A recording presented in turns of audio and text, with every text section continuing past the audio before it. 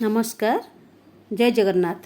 आसतु शुणा विश्व कविता दिवस उपलक्षे शिवचरण महापात्रଙ୍କ कविता संकलन जीवन थिबा लोकरू एक कविता। कवितार शीर्षक बापा। गछ हेबा भाग्य सभिंक नथाए, गछ हेबा भाग्य सभिंक नथाए। आपणक अहोभाग्य छाती चिरी पत्रेइछंती टांगरा भूइरे। जदिओ डाले डाले बैशाखी निष्ठुर चुंबन, जदिओ डाले डाले बैशाखी निष्ठुर चुंबन। अदिनिया झड़झंझा निबिड़ आलिंगन, जदिओ शाखा चेर बिना माटी मुहां टाणीपारे गछर ओजन। तथापि आपण कुहंतिनि किछि आन खुशी पाई, जाचुथांती दधिची परी हाड़।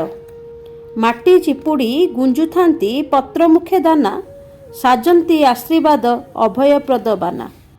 डेम्फरे डेम्फरे भरी हररंगी फूल, भोक शोष स्वप्न बदल विनिद्र आखिरे जालंती विजय मशाल।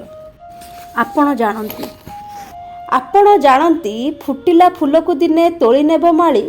अनंत गगने उड़ीजीव पक्षी फेरिबार नानाबाया बोली। झरीजीव बयसठा सुखा पत्र भली, किंतु केबे भांगिबार नाही।